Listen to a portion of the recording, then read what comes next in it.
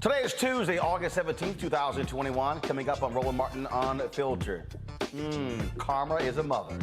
Texas Governor Greg Abbott, you know, the one who has been fighting school districts and restaurants from imposing mask mandates. No, he tested positive for COVID. He's also the same one who was at a major Republican fundraiser last night, wheeling around his wheelchair. No mask. COVID has also had an impact on black home ownership. We'll tell you exactly how. President Joe Biden will permanently increase supplemental nutrition assistance program benefits to stop hunger in America. The United States military evacuation flights from Afghanistan, they resumed today. There's also disparity between media opportunities given to white news outlets and those that give black news platforms. We'll talk to the owner of Black Tree TV about that. An LA police officer has been suspended after punching a suspect who was handcuffed to a hospital gurney. And we'll talk with some students from Tougaloo College about how the Nextdoor app helps them on campus. And we'll also have one of our book interviews as well, Roland Martin's Book Club. It's time to bring the funk on Roland Martin Unfiltered. Let's go. He's got it. Whatever the miss, he's on it. Whatever it is, he's got the scoop, the fact, the find. And when it breaks, he's right on time and it's rolling. Best believe he's knowing. Putting it down from sports to news to politics. With entertainment just for kicks, he's rolling. It's on Go, roll, y'all. It's Roland Martin, rolling with Roland now. He's funk, he's fresh, he's real, the best, you know he's Roland Martin now.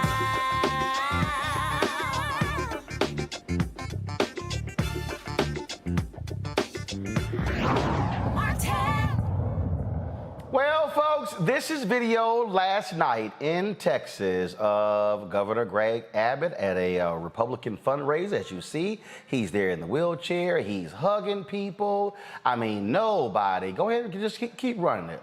I know, just keep running it. Nobody is wearing a mask. Everybody is just up close. No social distancing. None of that.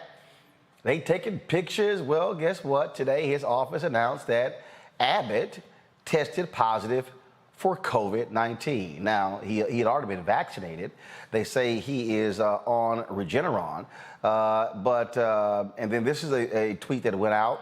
Governor Greg Abbott, Gov Abbott tested positive for COVID-19 today. His office announces Abbott is fully vaccinated and currently experiencing no symptoms, according to his communications director, Mark Miner. Now, this is the same Greg Abbott, y'all, who's been fighting school districts from imposing mask mandates because of his executive order. He also told restaurants that if they create any kind of requirement to show COVID vaccination cards, he will have the Texas Alcohol Beverage Commission pull their liquor license. Now, all of this is happening while Texas health officials have requested 5 mortuary trailers from the federal government, anticipating an influx of dead bodies due to COVID. Health officials say the trailers are needed after analyzing the rise in cases due to the contagious Delta variant. My home state has been a hotbed for the coronavirus since the beginning of the pandemic. Currently, the state has the second highest number of cases in the country, only trailing California. All this comes just one day after thousands of students and staff in Dallas-Fort Worth area return to in-person learning. Now, let's go to Atlanta, where coronavirus numbers have forced districts to suspend in-person learning 2 weeks after starting the 2021-2022 school year. Schools opened in the Atlanta metro area on August 2nd. Now, a few weeks later, the number of reported COVID-19 cases among students and faculty has soared exponentially to nearly 4,000. Let's go to Florida. Well, the Hillsborough Schools District called an emergency meeting after more than 5,000 students and faculty were forced to quarantine after being potentially exposed to the deadly virus. Now, this comes after Governor Ron DeSantis threatened to pull funding from schools that proceeded with mask mandates. Now, despite the stern warning from the governor, school officials say they are considering putting the safety measures in place. Ain't that interesting? Now, folks, let's just keep going on with this. When you start breaking down the numbers, when you start looking at, the numbers and what they show when it comes to COVID, what you're seeing is that the Delta variant, and the story came out today, shows its impact among those who are vaccinated because it's a different strain. We're going to take the time to have black scientists on to explain to you why that's the case. But let's stick in Texas. Harris County, Houston, where the CEO of the largest hospital there announced that 98% of all of the people in their hospitals are unvaccinated. Let me repeat that. 98% of the people hospitalized right now in the largest hospitals in Houston are unvaccinated. Now, when I was driving in today, I was corresponding with a friend who said that he would have to get back to me on some business because his best friend died. He's black. He told me that his best friend died of COVID. This brother went to the hospital on Friday, was dead on Sunday. He would not listen to his best friend.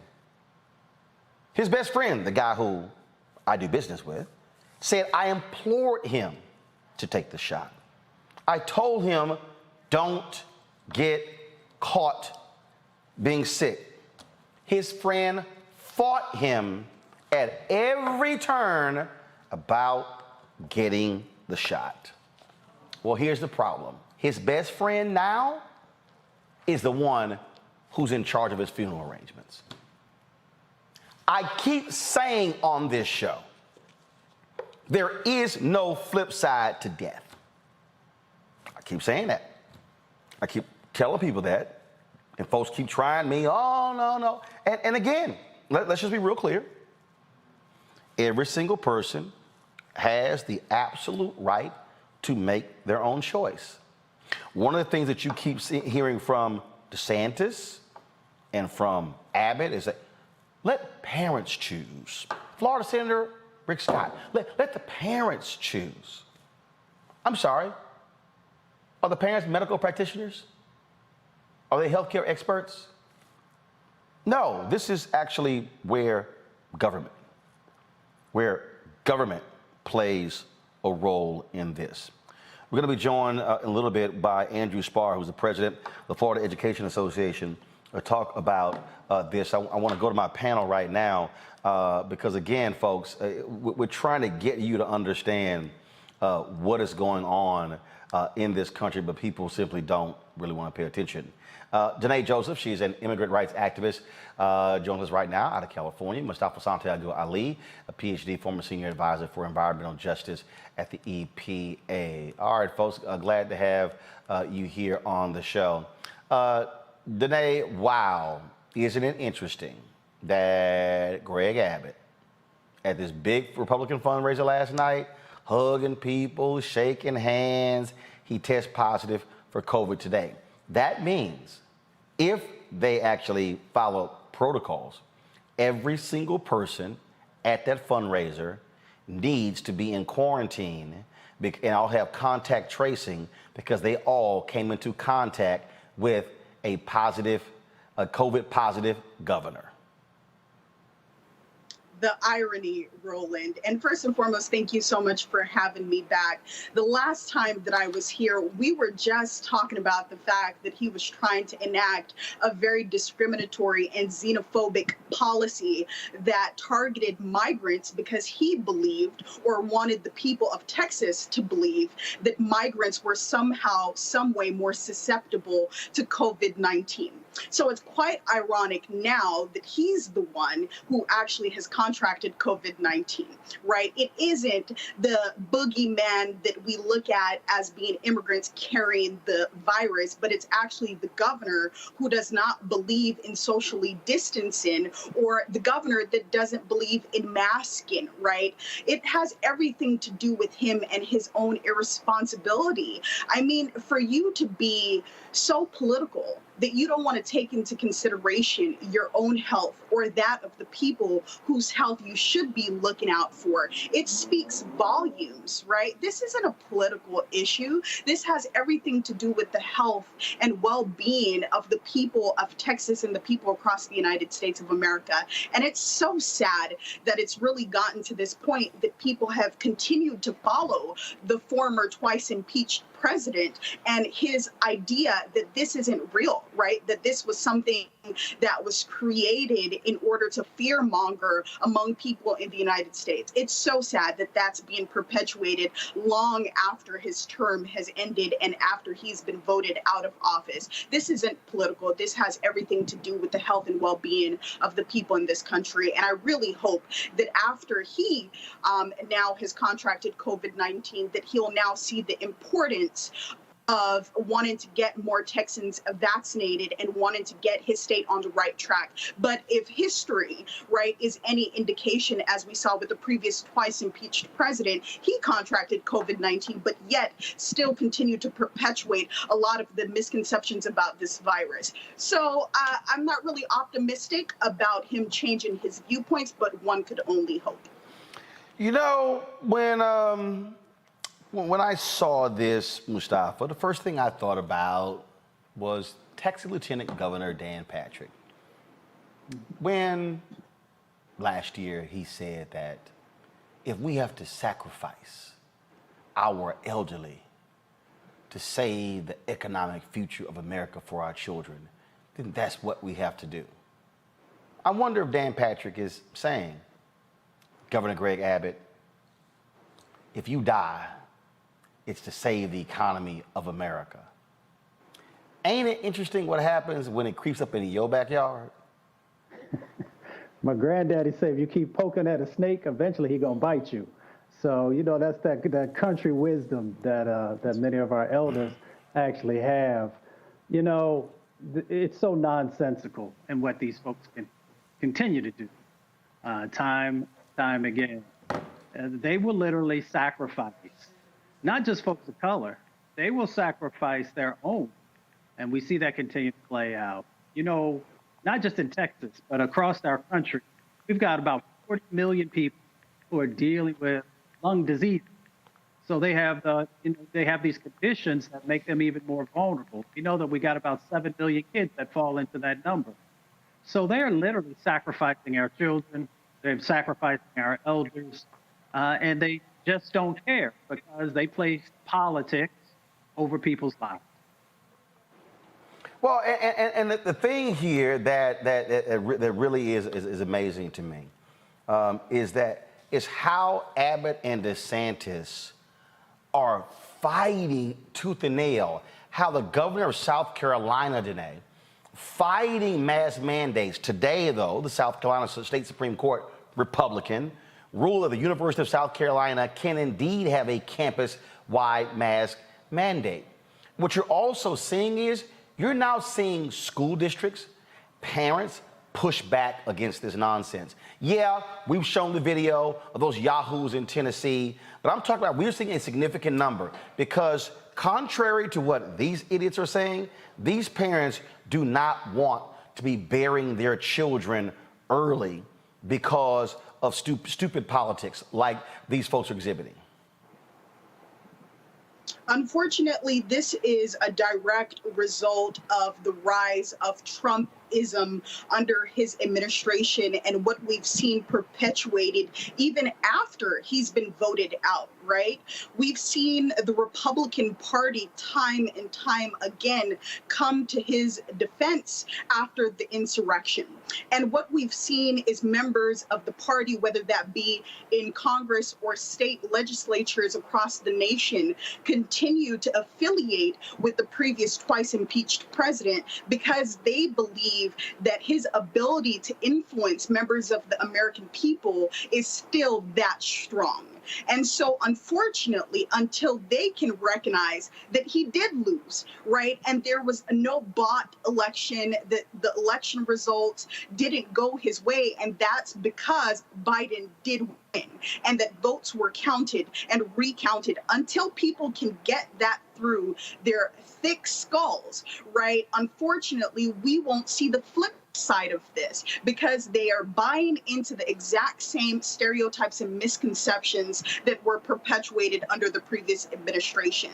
And even though many of these individuals who were naysayers have privately gotten vaccinated, we know that Trump and Melania and that his family has been vaccinated in wake of the COVID-19 pandemic, but they've done so silently, and that they haven't utilized their platforms to say to the members of the American people who've supported them in the past that actually we were wrong, that it's important that you be vaccinated, it's important that you wear masks, and that you are socially distanced, because if you were to do those things and listen to the mandates that are sent down by the CDC and other health officials and authorities in this country, that you are more than likely going to be able to survive this pandemic. Until they do that, and until they start telling the truth about this virus and the very real impact that it has to make, not only on this country in the present day, but for the future.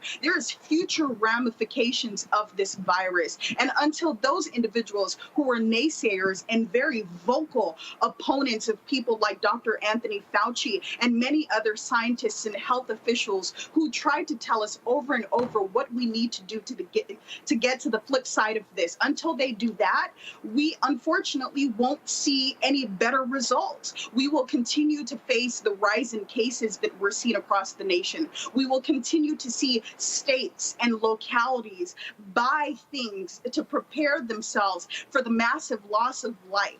And it's unfortunate that it has to get to that point, but it's been politicized that much more. And until we can get to the flip side and have these individuals strip themselves away from the previous Trump administration and from his rhetoric, we actually won't do better as a nation. And that's unfortunate. Andrew Spar is president of Florida Education Association. He joins us right now. Andrew, glad to have you back on Roland Unfiltered.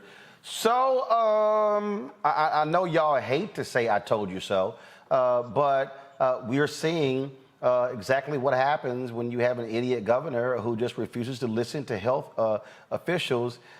Is he still fighting tooth and nail to keep school districts from imposing mask mandates? What's the latest happening in Florida?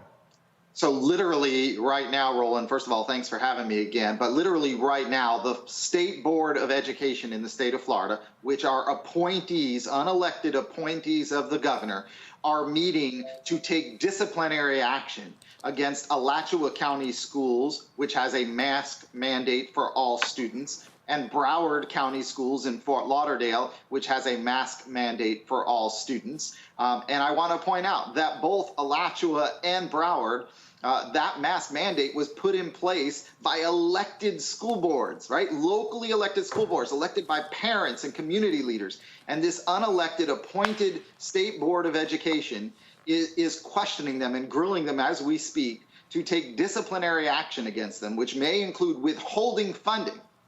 So I want to point out that withholding funding means they're taking money from the kids because the adults there want to make sure that every child is safe. It is absolutely ludicrous when you think about it. And the crazy thing is that the numbers are not in his favor. They are increasing and increasing and increasing, and he is becoming more obstinate as the numbers increase. Yeah, look, Hillsborough County, which is Tampa, they reported last week that they had 5,700 students quarantined or who had COVID last week. 5,700 students. On top of that was another over 300 employees, teachers and staff who were quarantined as well. Those are really high numbers. And Hillsborough County has now called an emergency school board meeting for tomorrow to come up with better strategies to help stop the spread of COVID in our schools. We have seen increased quarantining and outbreaks since school started a little over a week ago now. So here's a question that really jumps out. Are you seeing Republican parents say publicly, yo, I'm sorry, we're not going along with this? I mean, or are we seeing still a small minority of people driving these actions by DeSantis in Florida? Yeah, I think it's a small number of people. And what we've seen in our school boards across the state is that a lot of people who come and say don't put mask mandates in place aren't even parents. They don't have parents in the public school system. They may not even live in that community. They are coming in and they are actually saying to school boards, don't put these mask mandates in place. Look, here's the bottom line. Every educator, I'm a teacher by trade, every educator has this sacred trust that's placed in us that parents believe that we are going to do, and we take it seriously, right? We are going to do everything possible to keep their child safe when they're in our care and make sure that they're getting the education they deserve regardless of race, background, or zip code. Every child that comes through our public schools is going to be protected by the people who work there. And the governor is trying to force a break in that sacred trust because obviously you can't have that sacred trust with the governor. And he's trying to silence those who are trying to protect kids. I'll also point out, Roland, there's been 2 lawsuits filed here in Florida, one in the federal courts for on behalf of students with disabilities. Parents have come together on behalf of their children who may have disabilities and saying that under the IDEA, the Individual Education Accountability Act, that they are not being protected under Governor DeSantis's mandate for no masks. And then you had another group of parents in state court who filed saying, what about our rights as parents? You're talking about parental right, but you're taking away our right as parents to keep our kids safe by allowing mask mandates based on the conditions in the school district. Well, again, I think the battle lines are being drawn, and to me, this is one of those moments where folks have to be questioned and chastised on their ideology because it has nothing to do with ideology. COVID is killing folks, whether you're Democrat, Republican, whether you're independent, whether you're agnostic, doesn't matter. It does not care, has no barriers. And so I really do hope that the parents in Florida continue to resist and be extremely vocal and put pressure, protest, go hard at DeSantis. Same thing in Texas with Abbott, because their actions literally are killing people. Yeah, absolutely. And I will say in Florida, we've had over 17 school employees who have lost their life to COVID since July 1. We have 4 students under the age of 16 who have lost their life to COVID since July 1. And that's way too many. One life lost to COVID when we can actually take measures to prevent the spread and the seriousness of COVID is one too many. And we have to remember, one, those over the age of 12, go get vaccinated. That is the best way to beat COVID. And two, do everything we can to protect those under the age of 12 who are unable to get vaccinated, which are all our students at the elementary level and many of our students at the middle school level. We have to take reasonable measures. And maybe they're a little inconvenient. We can argue about that. But they're reasonable measures, and they're not out of line, and they will literally save lives based on what we've seen in this last year or so with COVID and what we hear from the medical professionals. All right, then. Andrew Sparrow, appreciate it. Thanks a lot. Absolutely. Thanks for having me, Roland. Have a good one. Folks, so I told you about that interview that Texas Lieutenant Governor Dan Patrick did when he was on with Tucker Carlson on Fox News several months ago. We're going to show you some of that because, again, I want you to understand how nutso these folks are. They're nuts. And I need everybody who's watching to understand that these are the people who literally are engaged in our public policy. These are the people who are in office right now, who are making decisions about what happens with our children, what happens with our lives, and what they continue to do. What they continue to do is to gaslight. And the crazy thing is, they are appealing to a small minority of loud, outrageous people who form the base of their party. They are appealing to, yes, lunatic Donald Trump. They are appealing to all of those individuals who think like them. And so, again, for the people who say, oh, you're making a big deal out of this, nope. I'm only looking at the actual facts. Over the weekend when I was in Houston, I spent some time at dinner with 3 black doctors. These black doctors were talking about the impact of COVID. They were talking about what they deal with on a daily basis. One of these doctors described something to me, Mustafa, that I found to be startling. There was a person who died of COVID. They tried to save his life, pumped him, body was bloated. So the family comes in and they're literally looking at the dead body. And they go, he didn't die of COVID. And the doc says, yes, he did. Yeah, he died of COVID. And then the person goes, well, no, you can't. Are you going to put that on the death certificate? And the doctor said, yeah, we're going to put it on the death certificate.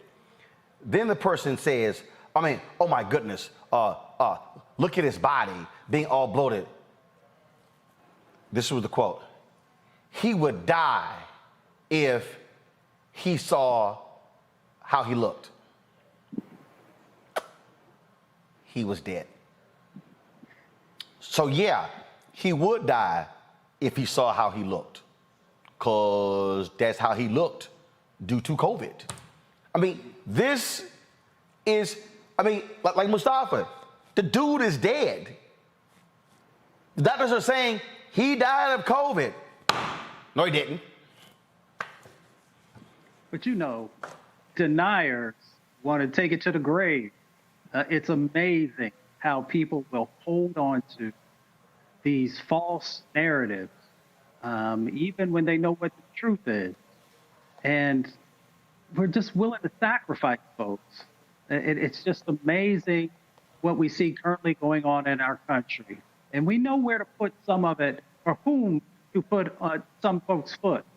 And that would be Donald Trump, because he had an opportunity to make sure that the right framing was there, to get people focused, to make sure that people got vaccines, or got vaccinated when the vaccine was available. Make sure that you're wearing masks, make sure that you're washing your hands, all these things that we know that work. And that planted these seeds that people just have allowed to grow. And many of them now water seeds of disinformation. So it doesn't surprise me when you see someone saying, well, I don't want COVID to be on the death certificate, or no, they look this way or that way. You know, by not getting vaccinated, by not doing the right things, folks are literally playing with their lives and making a choice that COVID could take them away from them.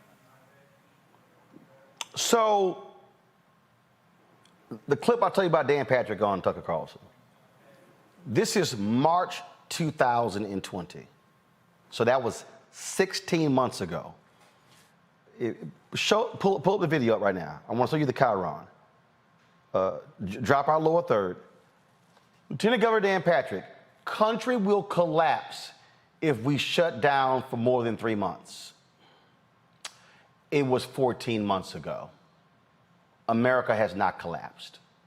But they fought the lockdown, which is why we're in the condition that we're in, because had we did what we were supposed to do during the lockdown, we wouldn't be in the situation that we're in. This is the sheer stupidity from 16 months ago.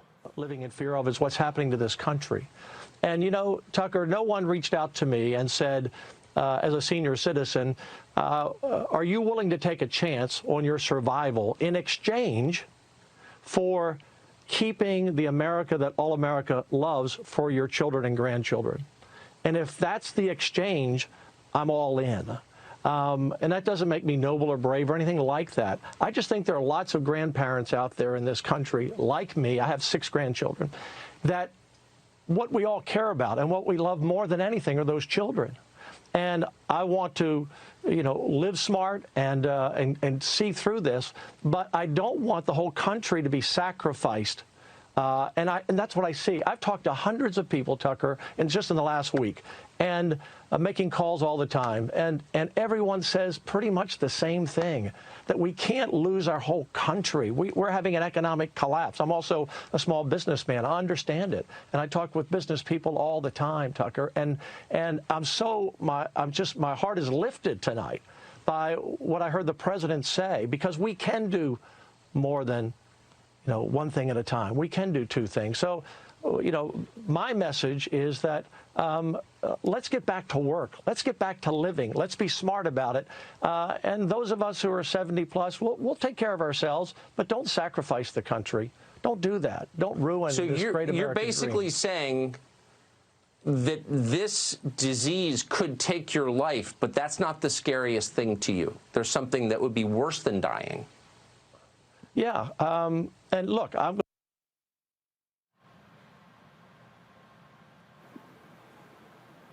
Danae, this is what I'm talking about. As a senior, no one called me to ask my opinion. No, dumbass. I'm sorry. You're not going to get a personal phone call to say, hey, Dan, do you think we should do lockdowns and mask mandates because we actually really depend upon what you have to say? And then they say, oh, but these grandparents, they love their children. And I'm sure they probably like to see their grandchildren, as opposed to their grandchildren seeing them in a casket or an urn. And for everybody to understand, the lieutenant governor of Texas is more powerful than the governor of Texas because he oversees the state senate. That is the type of idiot who is in power. And if Abbott gets sicker and dies of COVID, he becomes governor.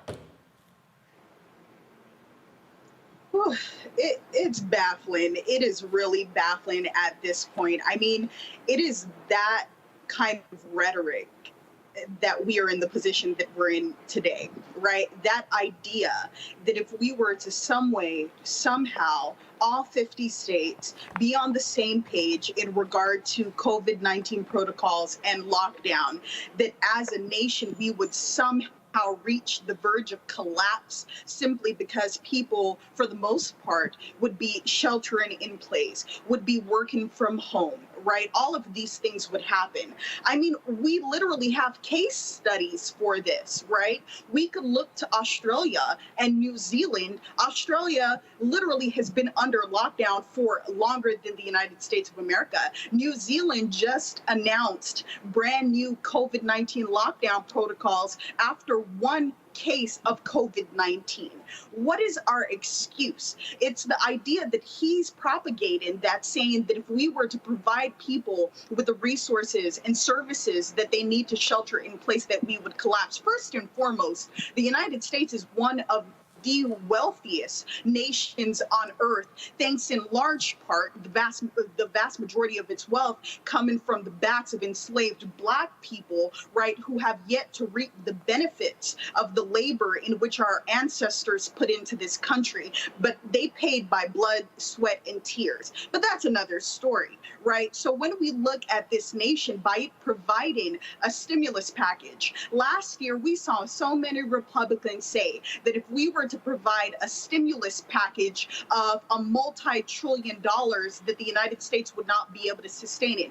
Guess what? That happened not once, but twice, but 3 times, and yet the United States of America did not collapse, right? There are social services that are being provided simply due to the pandemic, and the nation is not on the verge of collapse. In fact, there's many industries that are doing much more better today than it was previous to the pandemic. So the nation would not collapse if we were to be on lockdown. And the reality is, if we were to go under lockdown back then in the early months of COVID-19, then we would not be dealing with it a year and a half later, right? We would have already been on the flip side of this pandemic. But due to those attitudes, we will continue to have to face the verge of collapse if we have to continuously do this versus doing it one good time, getting it over with and being on the flip side. But it's because of that rhetoric that we will continue to be in this space. And I just hope that we could move beyond that point for the sake of the nation and for the sake of the globe. You know, Mustafa, last point on this before we go to our next story. This is the same Greg Abbott who was pushing Texas state troopers to arrest migrants, saying that they were the cause of COVID spreading in the state. No, it's white male Republicans at fundraisers with no masks. Exactly. We know Greg Abbott and the weaknesses that exist in his leadership and in his policy. You know, this is about politics.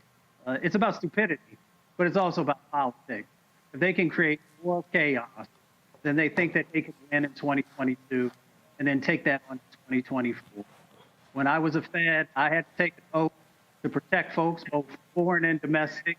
I don't know what oath these folks have taken, because they continue to put people's lives in danger that are in their state and, of course, across the country. So I'm pretty much done with them. And as I said last week, you need to sue them. You need to sue them for child endangerment. You need to sue them for public endangerment. And I guarantee you they will get their act together. Absolutely. All right, folks, got to go to a break. When we come back, more on Roland Martin Unfiltered. Don't forget, we want you to support what we do here at this show. Your dollars make it possible for us to do what we do. You can join us via Cash App. Our goal is we ask 20,000 of our fans to donate at least $50 a year, $4.19 a month, 13 cents a day. And trust me, those resources are critically important for us to do what we do. Cash App, $RM Unfiltered. PayPal.me/R Martin Unfiltered. Venmo.com /RM Unfiltered. Zelle is RolandSMartin.com. Pull the graphic up, please. Again, Zelle, RolandSMartin.com. RolandMartinUnfiltered.com.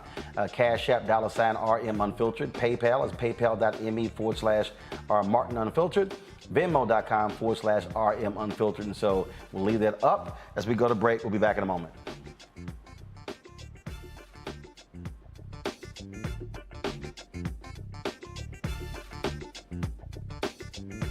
I believe that people our age have lost the ability to focus the discipline on the art of organizing. The challenges, there's so many of them and they're complex, and we need to be moving to address them.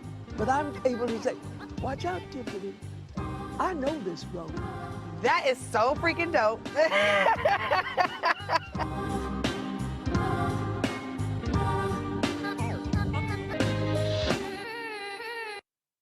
Football bands, and one of the best fan experiences in the country. The Cricket BX SWAC Challenge kickoff returns to Atlanta on August 28th, along with special guests, College Game Day.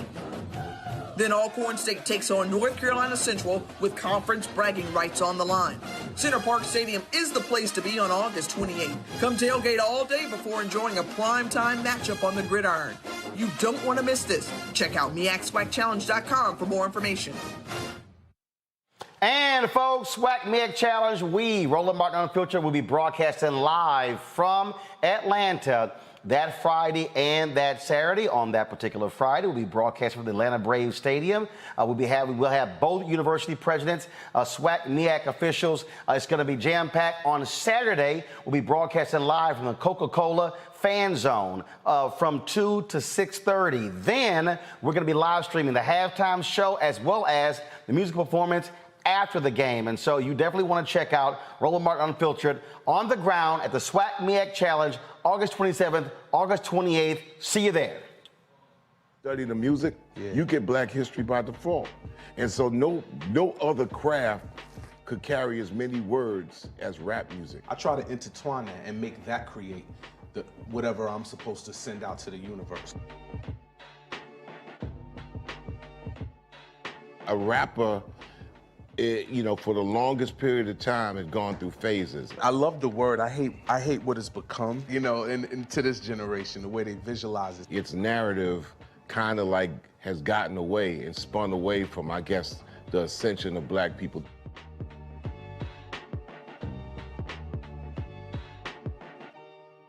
I'm Chrisette Michelle. Hi, I'm Chaley Rose, and you're watching Roland Martin Unfiltered.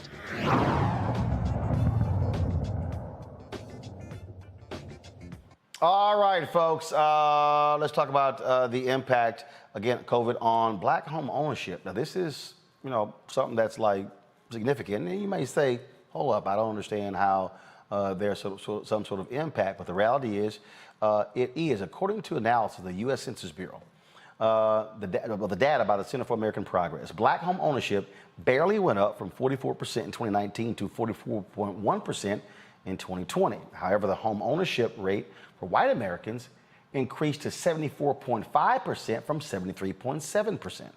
Experts say a combination of barriers Black people faced during the pandemic, like high rate of unemployment, overwhelming student loan debt, and discriminatory practices that occurred during the home buying process. Joining us right now is Sabrina Lowry of Sabrina Lowry Enterprises and Legacy Realty and Management. Sabrina, glad to have you here. And so we often talk about on this show how COVID exposed a lot in America. COVID exposed the inequities in our schools. The richer school districts having computers and iPads, their students having access to high-speed internet. Low-income students, not the case. Same thing on the job front. I mean, just every sort of area. And so here we're dealing with the home ownership, Black home ownership rate, which fell to its lowest since 1968 when the Fair Housing Act was passed under Donald Trump. Now, he loved talking about what he did for Black people, but let's talk about that home ownership rate that went down to actually 40%. Mm-hmm. Absolutely. Thank you so much, Roland. I appreciate the opportunity to be here today. And I have so many feelings about this subject. I have been in the real estate industry as a licensed realtor for the past 18 years. Over my career, I have seen the market rise and fall. And 2020 was almost like foreclosure back in 2008, 9, and 10 when the market crashed and home ownership for Black people was an issue at that time as well. I teach a fair housing class, and it's a 3-hour continuing education that in 2020, to your point, the National Association of Realtors made some revisions to our continuing education training so that not only for the public are we having to educate consumers about home ownership, but there are disparities as you just mentioned, I wrote these statistics down, black versus white. That's almost 30% differential in black versus white home ownership. I have a problem with that. I come from a family of black home owners out of the state of New Jersey, and then made my trek to the South and became a homeowner here in Georgia. So what I find to be true is the question of fair and bias, equality in housing, and fair housing is a real issue, not only because of affordability, but because discrimination does still exist on the real estate community. Overall, this is all across America. It's not just in the South. So with that, all right, so what do you see actually happening with the Biden administration to deal with this? HUD Secretary Marcia Fudge has said this is certainly a priority of the Biden administration. It is a priority, but let's talk reality, okay? That's been a hard reality for us because, again, limited supply. It is absolutely a supply versus demand. When we talk about home ownership affordability, there is a big gap. I'll give you an example here in the Georgia market. Our average home prices are $300,000 and above. Affordability for the average black family whose total household income is typically below $50,000, that means affordability qualifying for mortgages, they're automatically disqualified, Roland. And I have a problem with that because if it were a $200,000 real estate market in another part of the country where these disparities do not exist, home ownership rates would be higher. But we're here in the black hub of the South, Atlanta, and we are still finding it very difficult to push home ownership forward. And I'm a brokerage owner. So when I look at statistics, not only in my brokerage of how many black buyers we're servicing versus any other race, that number is a far cry. It's a problem, and the administration needs to create more programs for that, especially when they try to take away programs like down payment assistance. These are necessities for black home ownership to rise in this country. Questions from panelists. Danae, your question. So I wanted to ask about more specifics. What would you suggest to the Biden administration that they do in order to make home buyership more accessible to members of the black community? Absolutely starts with education, and there is a fear. So if you put the fear in black people that they don't want to go through a process because you already make it so difficult for them to qualify, how are they going to enact some change, not just in the down payment assistance programs, but through education overall? I want to see educational programs the same way that organizations like NACA, for example, they'll go around the country doing home counseling. I've done home ownership programs and sessions for years for buyers across the country because they are not educated. If you are not working with a realtor, let's just say you're the average consumer shopping online until you see a community of housing that you want to live in, that you want to invest in. So now we're talking about creating affordable housing communities throughout this country. Those are the points that the administration needs to stand on. The interest rates are not the problem. The interest rates are the lowest ever, right? And so that's one factor we don't have to consider, but everything else. What about the down payment? If the average buyer on an FHA loan, that is a federally backed loan, has to get a loan for FHA 3.5% down, My average sales price is $300,000. Come on, somebody, do the math. Does the average Black family have reserves, have down payment savings so that they can go and qualify for an FHA or even a conventional loan program, which is even more stringent? So here we have to talk about what are the guidelines? Why is the criteria so strict? Why do we have a bias? Because we've got to check a box on the mortgage application that says what our race is. And so when we're talking to the banks, we're talking to the lenders and these mortgage brokers, that is a factor of consideration. I don't care what anybody says, because I'm servicing these buyers. I'm representing them in the streets, going to war, going to bat for them so that the sellers understand their money is just as good as any other race. Mustafa? What should folks be doing in relationship to their elected officials? What types of policies should they be pushing for? I love that question. Again, as a Realtor member, I donate to what is called our PAC. That is our Realtors Political Action Party. And what do?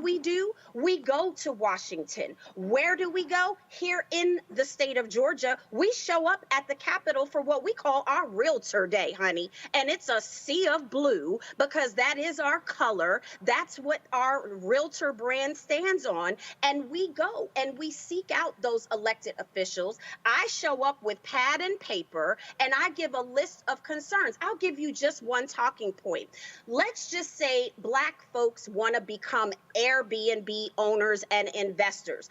Hey now, that's a whole nother situation that the politics is politicking on. So I have a problem with that. So yes, I will stand before all of my elected officials. I will show up to the meet and greets. I will rub elbows with those that look like me and otherwise, and I will speak truth to power, because home ownership in Black America is a problem. I will continue to teach fair housing across the world until the administration enacts laws that truly remove discrimination as it relates to housing. All right then, Sabrina Lowry, we surely appreciate it. If we have more people want more information, where can they get it from you? Absolutely. SabrinaLowry.com. You can follow me across social media, Sabrina Lowry at IG and Twitter.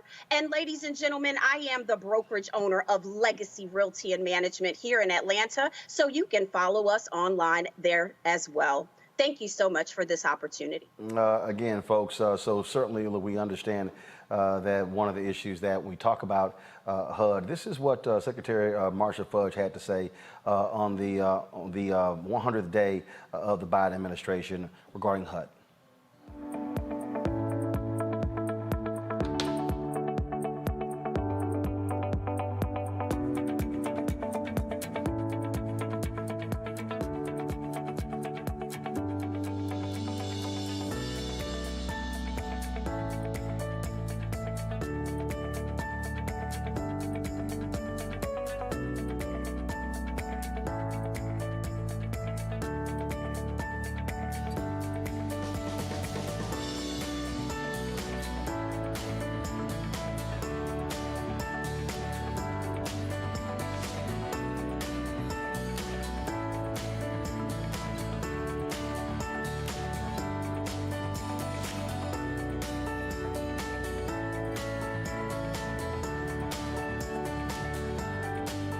My responsibility and it is my desire, Ms. Watson-Coleman, to change things so that everybody believes that they have a fair shot in this country. And I intend to do it. I promise you.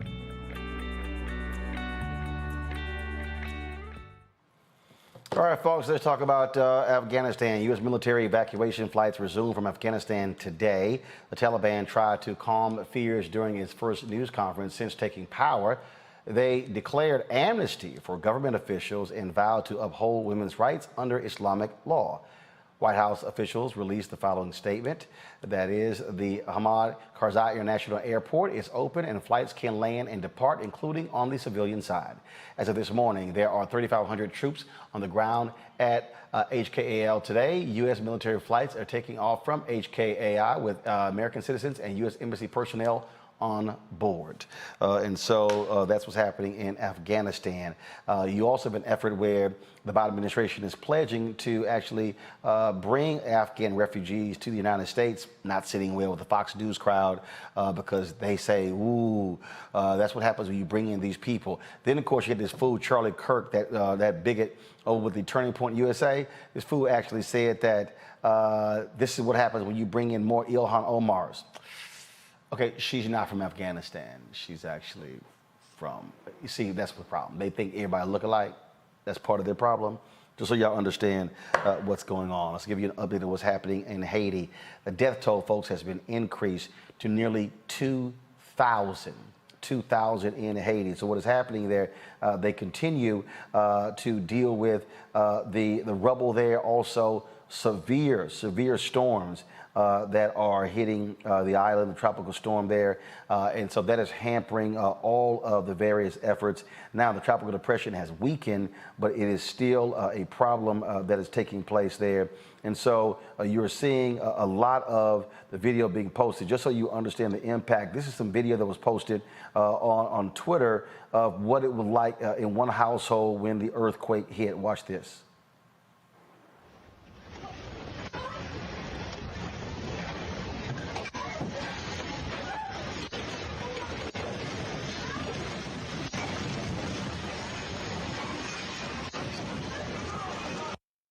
It was a massive 7.2 earthquake on the Richter scale.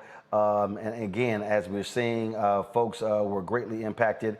Seawater as it was, rushing down streets there as well. This is some of the video that was posted from a couple of days ago as folks were fleeing the water as it rapidly moved throughout one of the communities there.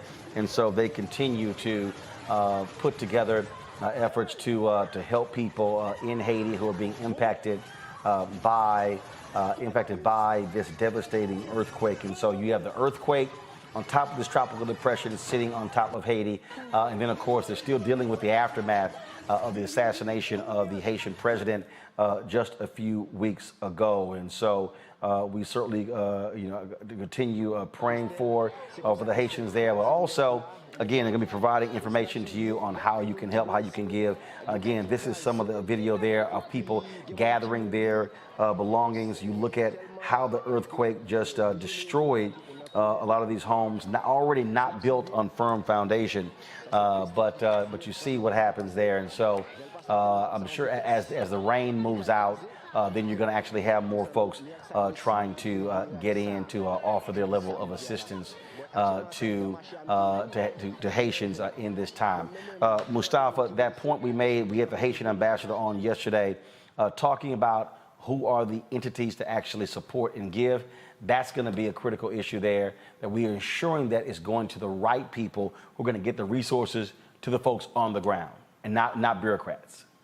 Exactly.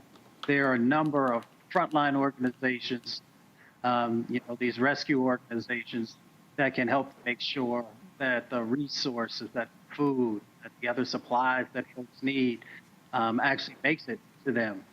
I worked a bunch of natural disasters, man-made disasters, and I know how chaotic it could be. But the saving grace is when people come together and show and embrace their humanity and are willing to give. So I hope everyone will take it very seriously and make sure, one, that you're giving to the right organizations, but that you are giving. Joining us right now is Pastor Lee May, Transforming Faith Church, former CEO of DeKalb County, Georgia. Lee, what are you hearing? How are black churches mobilizing to assist our brothers and sisters in Haiti? Many churches do during this time. It's really more of a reactive kind of thing. Offerings are being raised to send. The problem, like you said earlier, is making sure that it's going to the right entities, that the priorities are really clear and set in terms of where the finances are going and who are receiving them and how they're being dispersed. But, you know, typically churches here in DeKalb County, that's where I'm based out of, we come together and put pallets of trailers together to send the needs. But the question is always, what is the most pressing need right now?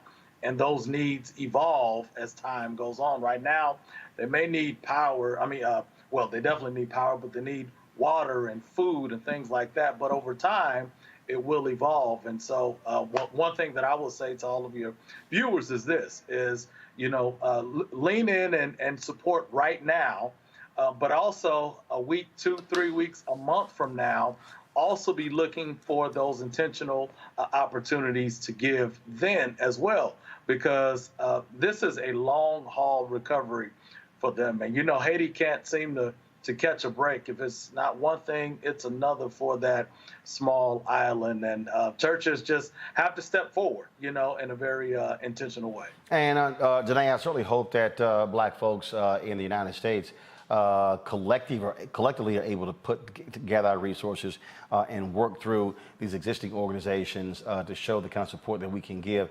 That's why having credible groups on the ground matter. Yeah, absolutely. Absolutely. Janae?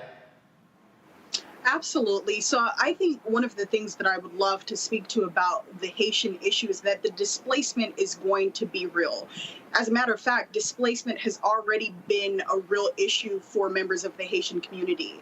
If you know anything about what took place in Haiti in 2010, there were actually a host of migrants, thousands, tens of thousands on the ground in Mexico that were seeking asylum as a result of the natural disaster that hit their homeland. And we saw those people have to remain in place in Mexico because the United States refused to grant them asylum. And it's unfortunate, like the previous person said, that Haiti simply can't even catch a break. So it's not just going to be about the monetary aspect of who can give and how much they can give. It's also going to be about people seeking refuge in the United States of America and countries across the globe as well, too, to make sure that they can have access to safety and security moving forward, because they haven't even recovered from the previous disasters that they've encountered. And not just that, the destabilization at the hands of the assassination of their president Moise,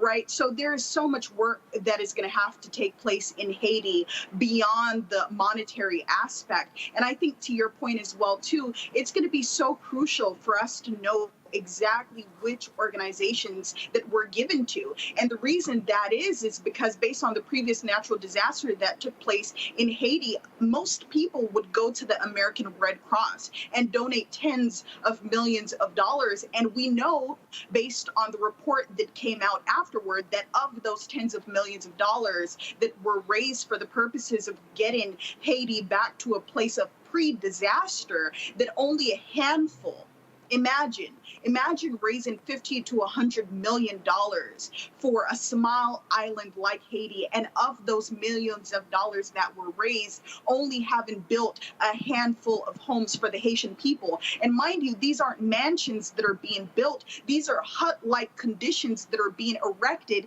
and they're not meant to be sustained, right? So there's so much that we have to do to make sure the Haitian community is safe, secure, and protected, not just now, but in the long term as well. Absolutely. All right, folks, I got to go to a break. Before we go to a break, a word from our partner with Seek.com.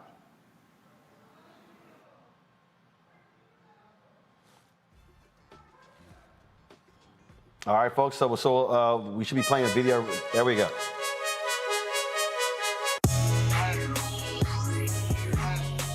All right, we're having issues with the video there, but let's go ahead.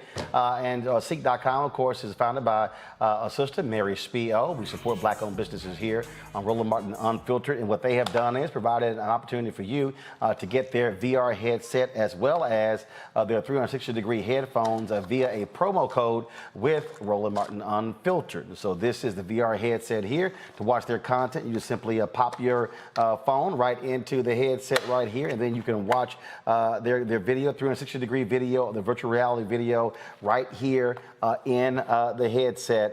It's first of all, it's really cool. They also have their headphones. They got two, the black and gold version. Of course, I love these gold version of the Seek headphones. And so you can get this via the promo code. Should be seen at the bottom of the screen. Please let me know when it's going to show up. The promo code is RMVIP21, RMVIP21. Go to Seek.com to get one of both of those. And again, proceeds of what you if you purchase one of the items, a proceed comes back to us here at Roland Martin Unfiltered. All right, folks, we'll be back in a moment.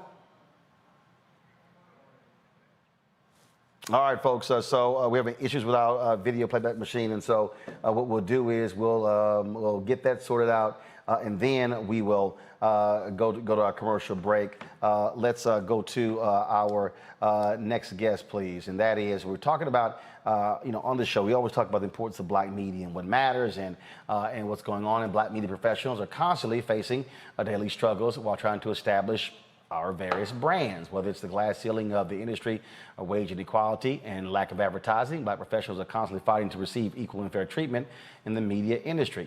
Jamal Finkley, founder and CEO of Black Tree TV, shared his thoughts recently with the folks at Forbes, talking about the impact and what it means. And Jamal, we've had you on the show beforehand.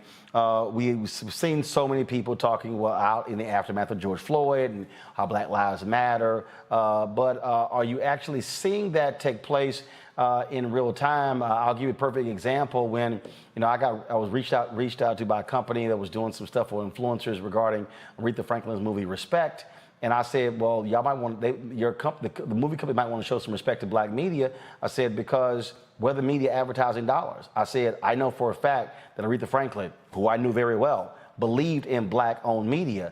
I said, and so she would be offended if dollars were not being spent with black-owned media companies promoting her movie. And again, what often happens is they want us to do the content, they want us to push the stuff out for free, but they don't want to spend the money with us, but they surely will spend it with black targeted media.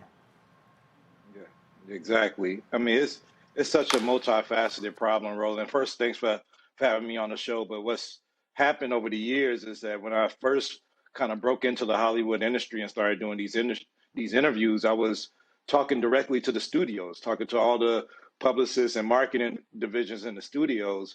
And even then, they would etch out some marketing dollars at that time for me, whether it was for The Dark Knight or some movie like that. And between that time, the studios have pivoted to the point where they have targeted marketing agencies that kind of they recruit us to do the interviews, and they get the money from the studios, and the black media is left kind of penniless and not making any money.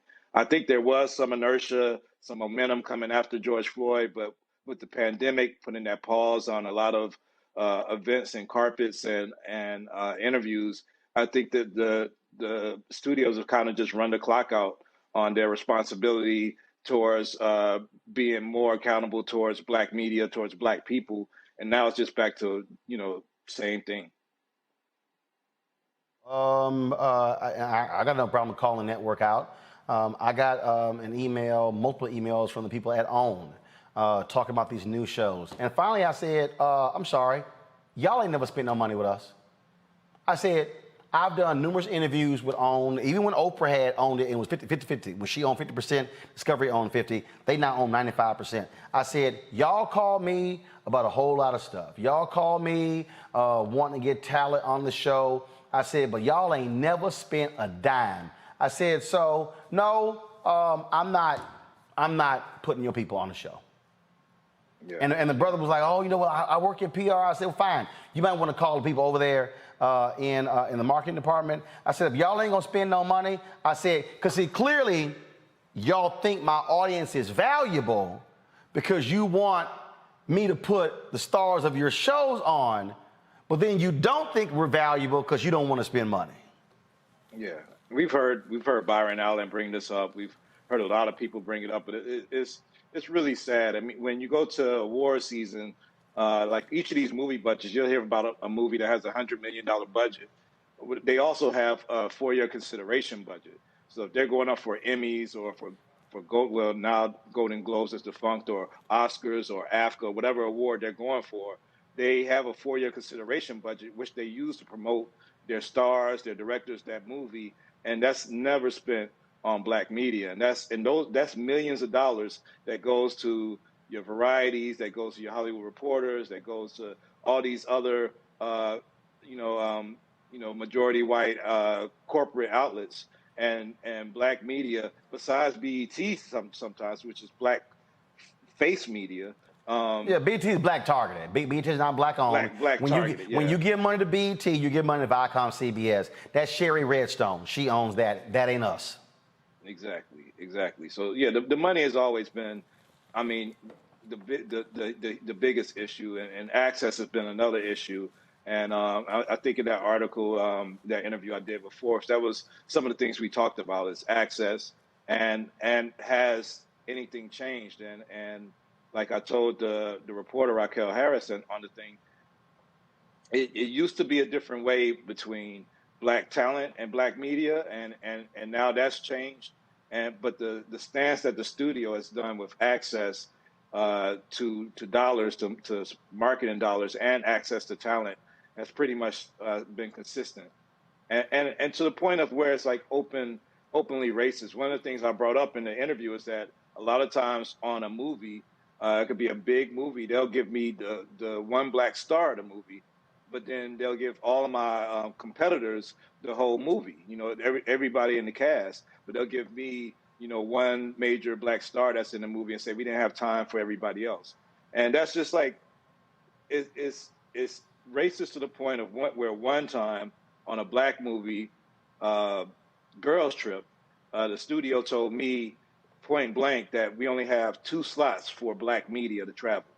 And I responded in the same email. This came directly from the studio. I said, I want y'all to write that email and say we only have 2 spots for gay people or 2 spots for women, and then see if it goes well with that crowd. You can't say that to anybody but black media because of the lack of respect that you guys have for us. Well, I think also that what has to happen is you got to have black-owned media people stop being scared. I was on a Clubhouse chat this few months ago, and I was talking about this very issue, and this one brother was like, well, we really, Roland, I mean, I know, you say stuff, but we really can't say anything because, we're not going to get anything in the future. I said, I'm sorry, you got no money last week. You got no money this week. So you're afraid to say something because you might not get some money next week? Yeah, I get consistently blackballed for seasons by studios.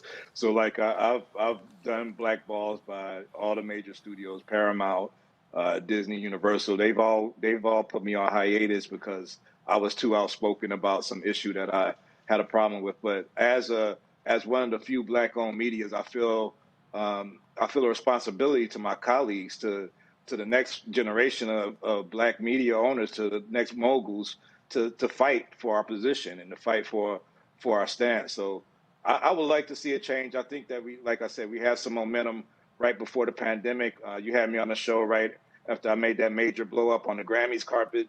And since then, the pandemic has really just kind of give them a reset button. And it's really sad. Like, one thing I would really like to see when you talk about these PR departments is I would like to see them hire black people within their studio. I mean, and some people have done it well. Netflix has a very diverse PR and marketing department. But when you go around to the other major studios, they hire out third-party agencies because they don't have anybody black within their staff that they feel like are culturally in touch with who the outlets to talk to and what the messaging should be. And I think that needs to change. It gives them, it relieves them the responsibility of being able to hire people that look like us. And I think that's just a shame. Absolutely. Question for each one of my panelists. Mustafa, I'll start with you. Yeah, Brother Jamal, the question is, what do we do as consumers to better help you and others in the black-owned media space? Well, I mean, I think one of the things that us in the media need to do is be more proactive about figuring out ways to reach that audience and get that support. Roland Martin's been very good about having Patreon and other like methods for people to support them directly, while other outlets that don't look like us don't have to do that because they're getting the dollars from the studios. But I think we have to be more proactive about trying to reach into the community and get direct support, which we shouldn't have to do because these movies already have marketing budgets that's set aside for this.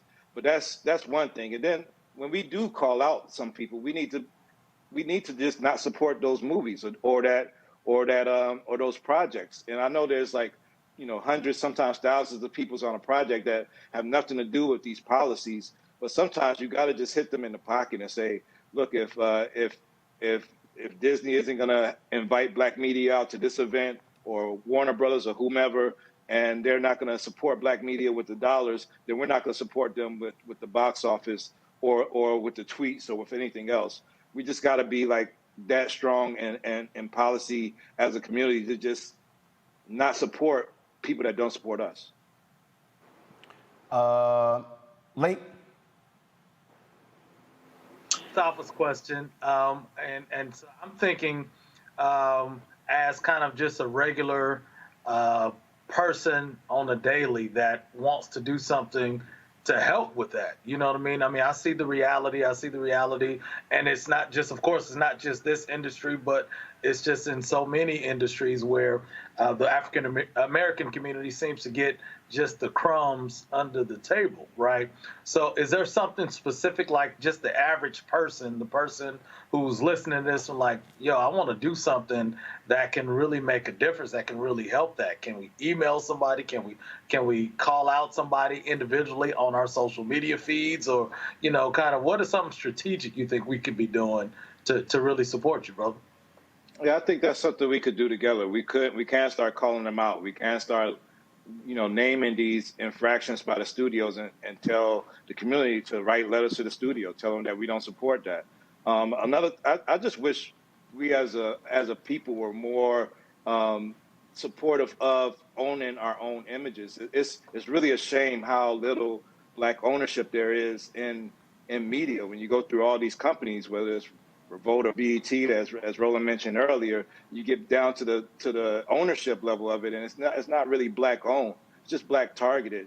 And I think once we take ownership in our own images, we'll have more trust in our news. We'll have more trust in the images we put out. We'll have a bigger voice politically when it's time for elections and everything else, because we own the media and we can't get turned off.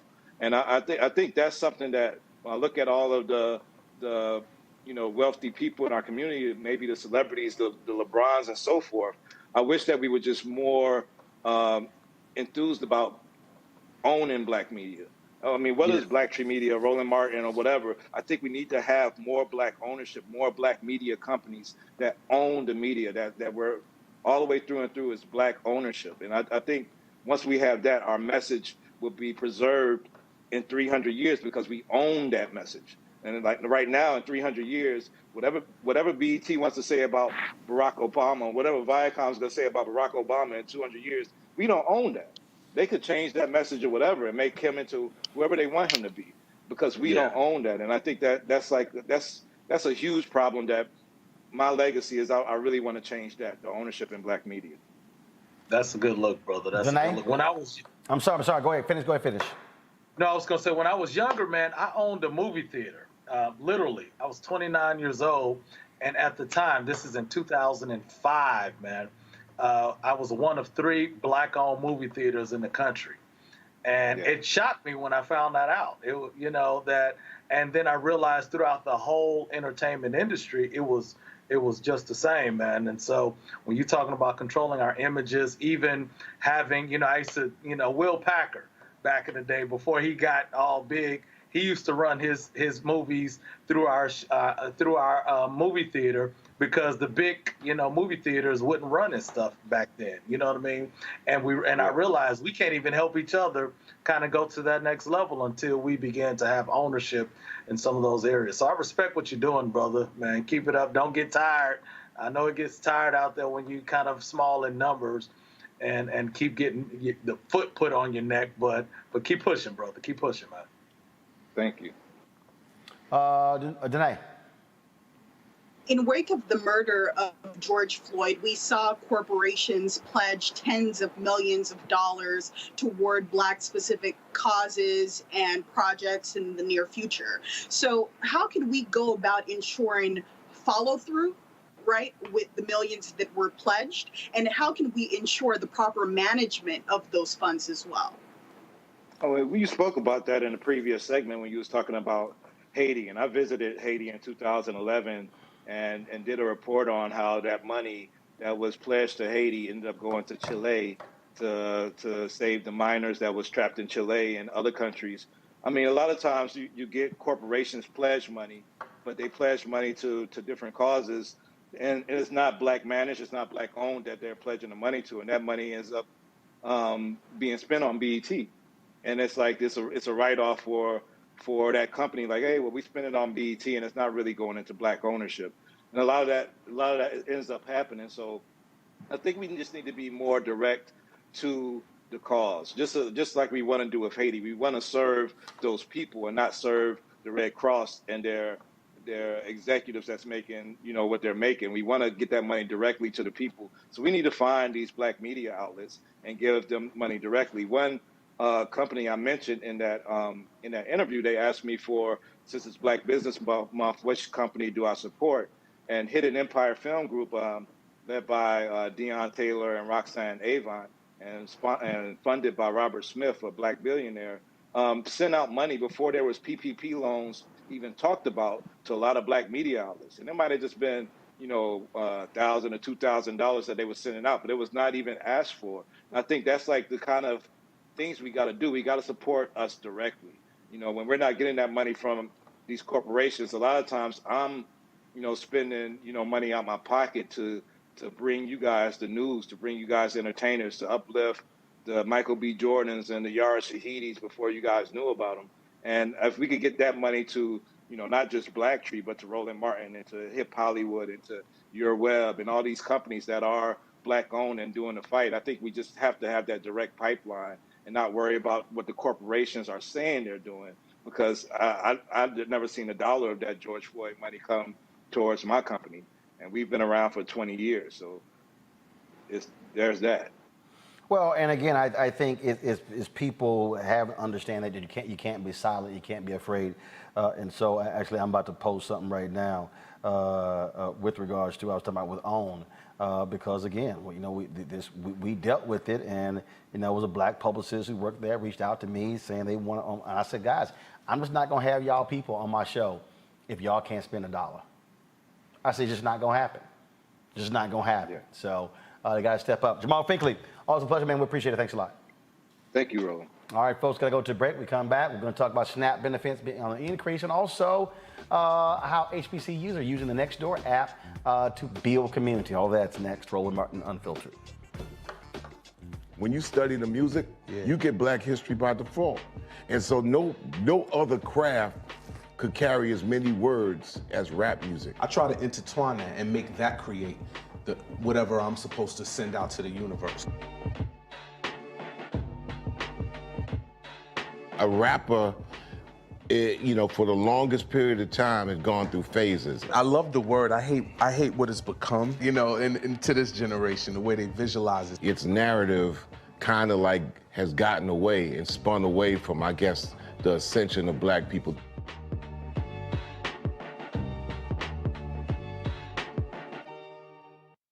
Football bands, and one of the best fan experiences in the country. The Cricket BX SWAC Challenge kickoff returns to Atlanta on August 28th, along with special guests, College Game Day.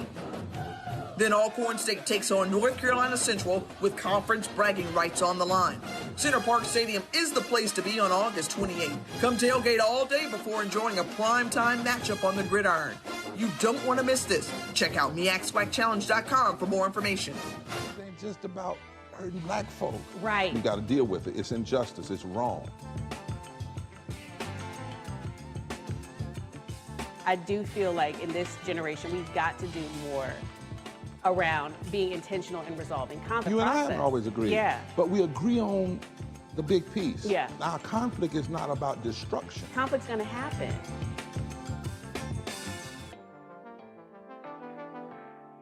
I'm Bill Duke. This is Diala Riddle, and you're watching Roland Martin, Unfiltered. Stay woke. Supplemental Nutrition Assistance Program, or SNAP benefits, will permanently go up in October, making this the largest increase in the program's history. A 25% boost will help the 42 million SNAP recipients fight hunger. Store prices for food rose 2.6% in the past year during the pandemic. SNAP recipients got additional assistance as well. Joining us now is Sharice Crawford. She's the elected at large councilwoman of Washington, D.C. Glad to have you on the show. So is this happening specifically in D.C. or is it happening across the country? Hey, Roland, can you hear me okay? Yep, hear you just fine. Excellent. This is a federal program. Thank you so much for having me. We really want to salute our President, Joe Biden, for this initiative. It's long overdue. Advocates, organizers have been on the ground floor long before the media's attention brought.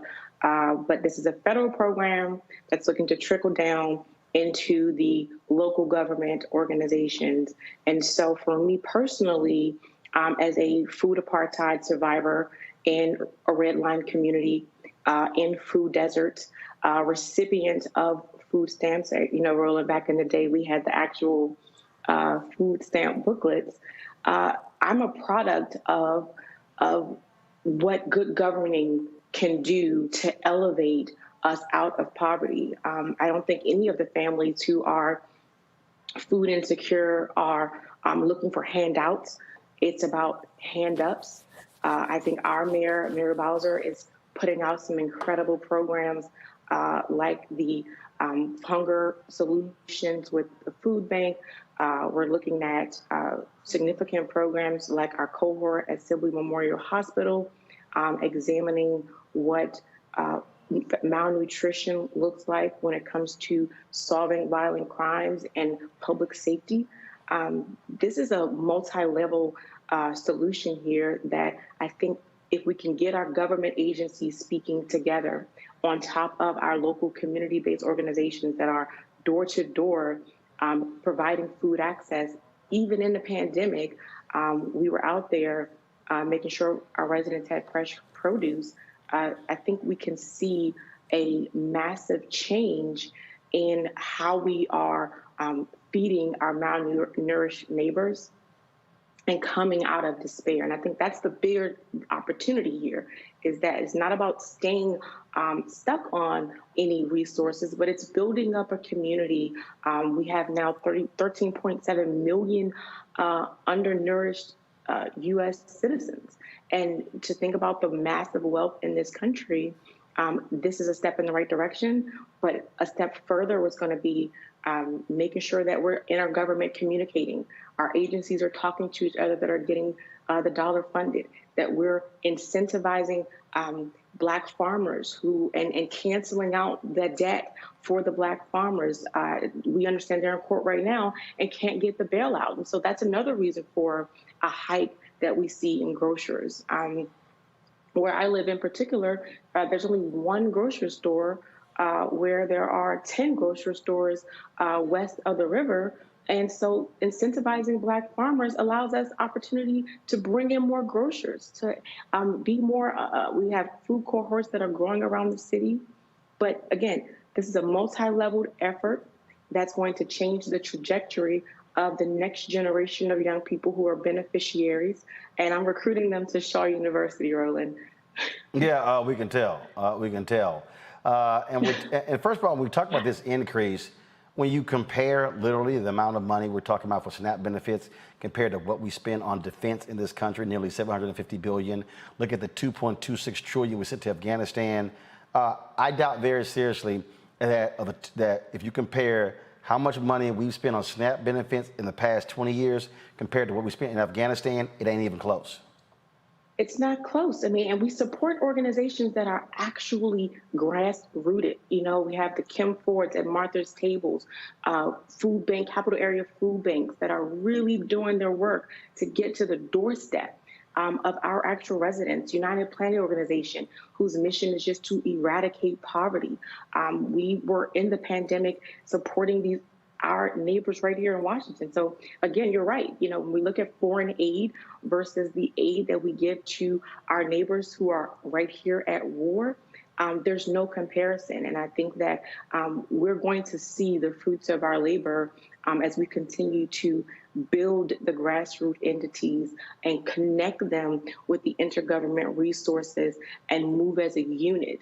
I think that's where my office has seen the disconnect in the actual resources being put out compared to how we get that to the person and the individuals that need them the most. And so we get to create a cohesive, interchangeable government with a robust system of communication and access. And I think that we are headed in the right direction with that. All right, then. Well, look, great work there. We certainly appreciate it. And it is important when it comes to helping the folks who are in some serious need there. Sharice Crawford, thanks a bunch.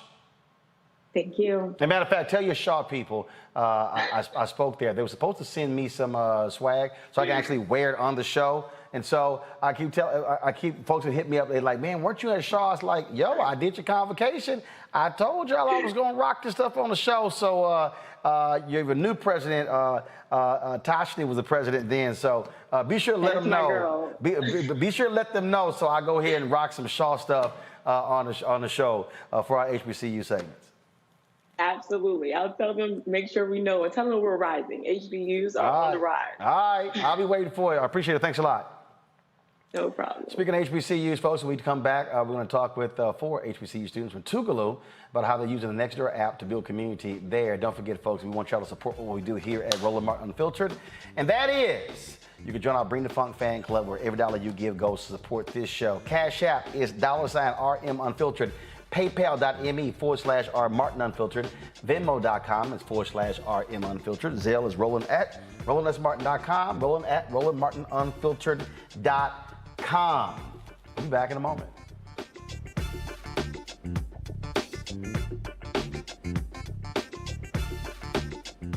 George Floyd's death hopefully put another nail in the coffin of racism. You talk about awakening America. It led to a historic summer of protest.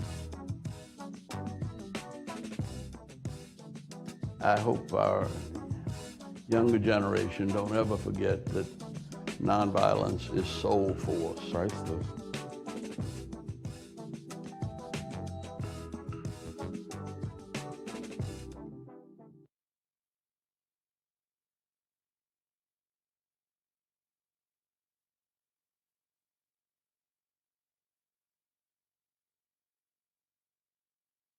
Football bans, and one of the best fan experiences in the country. The Cricket BX SWAC Challenge kickoff returns to Atlanta on August 28th, along with special guest, College Game Day. Then Alcorn State takes on North Carolina Central with conference bragging rights on the line. Center Park Stadium is the place to be on August 28th. Come tailgate all day before enjoying a primetime matchup on the gridiron. You don't want to miss this. Check out MEACSWACChallenge.com for more information. And we'll be there on the ground, Roland Martin Unfiltered, broadcasting live on August 27th and August 28th. We'll do our show August 27th from the Atlanta Braves Stadium, talking with presidents from both universities, SWAC and MEAC officials. Then on August 28th, we'll be broadcasting from the stadium in the Coca-Cola fan zone from 2 to 6:30 p.m. And then, of course, at halftime, we'll be live streaming the band performance. And then after the show, the fifth quarter, it's going to be another musical performance. We're going to have that on RolandMartinUnfiltered.com. Certainly glad to partner with the folks with Coca-Cola and the SWAC MEAC for that. We'll see you then. Hey, I'm Amber Stevens-West. Yo, what up, y'all? This is Jay Ellis, and you're watching Roland Martin Unfiltered.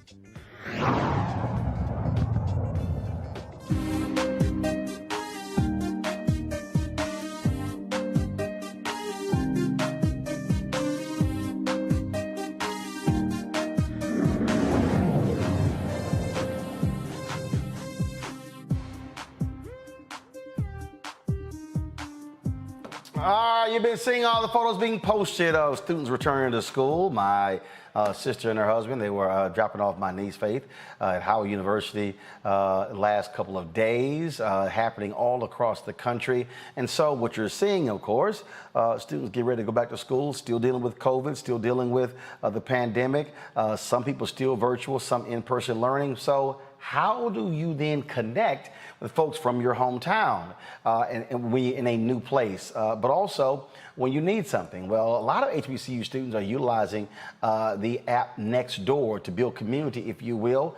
Today, we're going to talk with the students from Tougaloo College, seniors Timothy Bridgman and Aurelia Kane, and also junior Mia Sanders. Glad to have all three of you. And so I'm very curious in terms of how, give me examples of how y'all have been able to connect via Nextdoor with your fellow Tougaloo students, and in what way?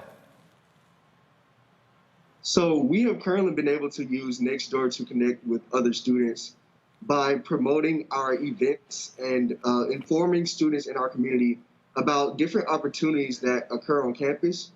For instance, we have HIV and AIDS screening, which occur on our campus, and we use Nextdoor to inform students of those opportunities so that they can continue to be informed about their health. So when you talk about that with the events, have you seen examples of where certain students are in need? Because one of the things that I see people post all the time, they're looking for a farmer's market, or they may need something fixed. They need something, and they're looking for, you know, a company that does some type of work. That to me, I think has been one of the pretty cool things, because you have people give their own recommendations on how to make it happen. Yes, so for instance, like you said, looking for things that they need. So as far as, let's say, COVID testing and vaccinations, we also use the app for that as well. So if you ever need a COVID test, or you want to get a vaccination before you come back to school, we have numerous spots on the Nextdoor apps where you can receive it for free, or places that take your specific insurance and things of that nature. You know, I think that when I think back to when I was at Texas A&M, look, large university, you never knowing who's all there, and we would try to communicate, hey, who's going home for the weekend, and can I get a ride? And so to me, that's how I think the value of technology with apps like Nextdoor is, because again, you're able to really, in a much different way, connect with folks who you may not even realize who's from the same place that you're in, who you may not even realize live in your same apartment complex or home when you're at school.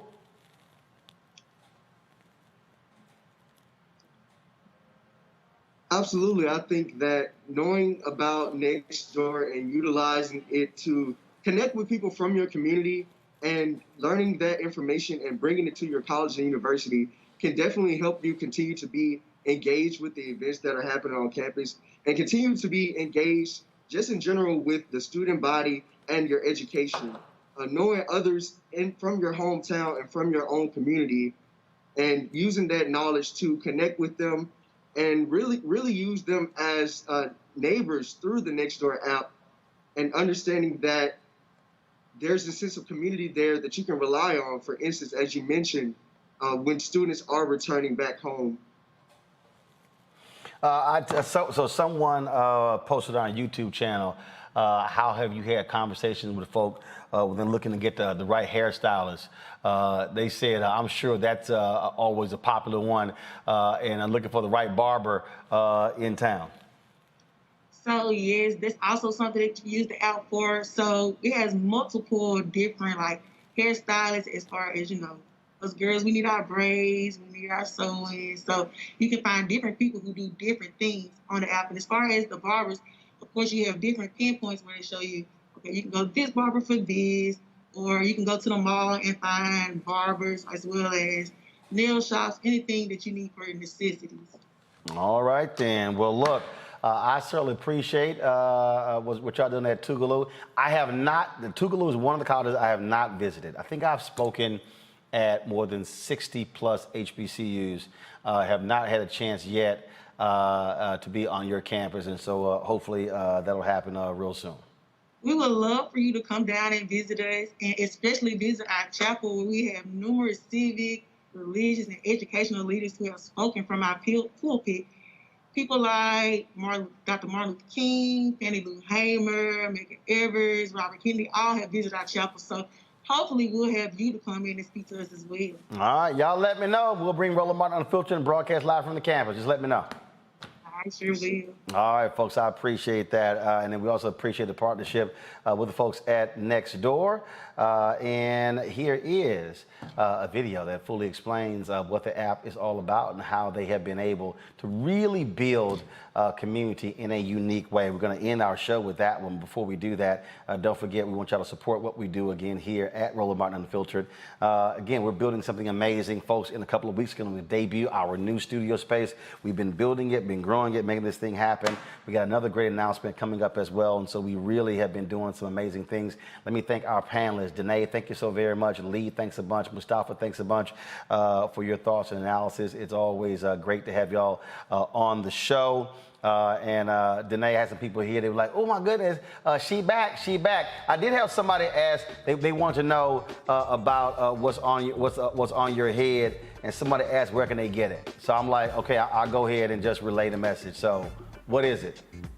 Honey, we could do a little fashion segment. It is just a pearl headband that kind of looks like a crown of sorts, but pearl headband, got it from downtown Los Angeles, but you could also get it on Amazon or any Black-owned small boutiques that sell headbands. All right, so again, and look, see, I'm a full service host.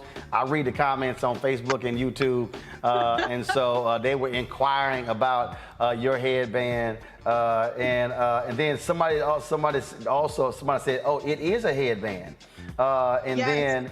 then someone they were asking Mustafa, where you get your hats from? From New York. All right, so again, I'm passing on all the messages for everybody asking these questions. Lee, ain't nobody asked what you got on, so you know all they see is a gray jacket and black shirt. But that's the most important thing. He throwing an alpha sign up. See, it's 3 alphas. It's Lee, Mustafa, and myself. So Danae, you surrounded by black and old gold. That's all right. That's all right. I rock with y'all. That's how we do it. All right, y'all. I'll see y'all tomorrow right here on Roland Martin Unfiltered. Holla!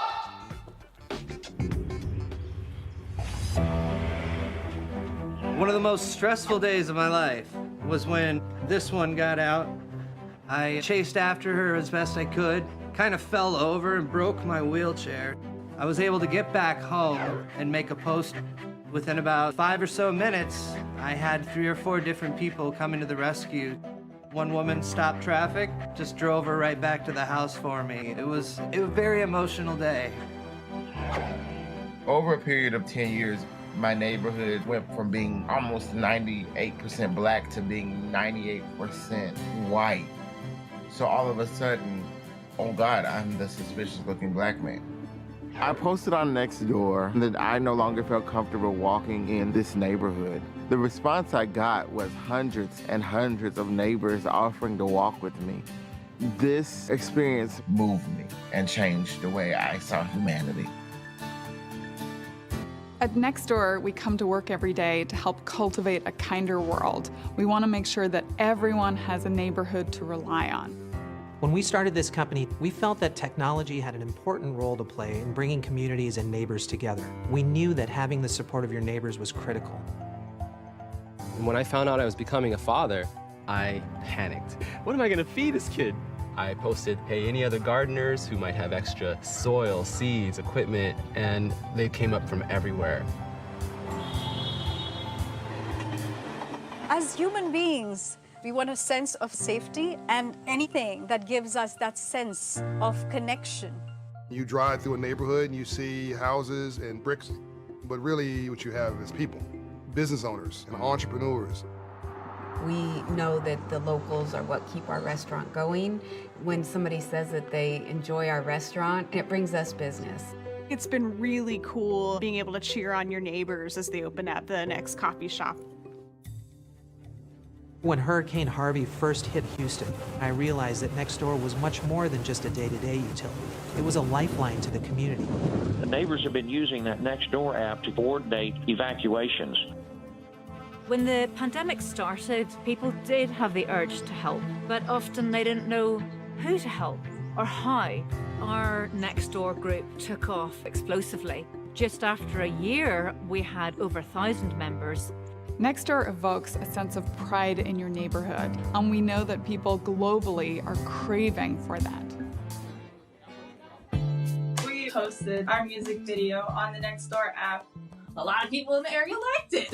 And people are beautiful. Let's go see the beautiful. Keep them rhythm for the vibes we got. Stay on the drums. I think the video meant a lot to our neighbors because it portrays the Cascade area in a positive lighting. At the end of the day, this is a business model about people and neighborhoods and communities. Wouldn't it be beautiful to connect Wall Street to Main Street and to do well and do good at the same time? It's going to be the legacy of 2020 that Nextdoor put neighbors together for a cause and then forever. Thank you very much.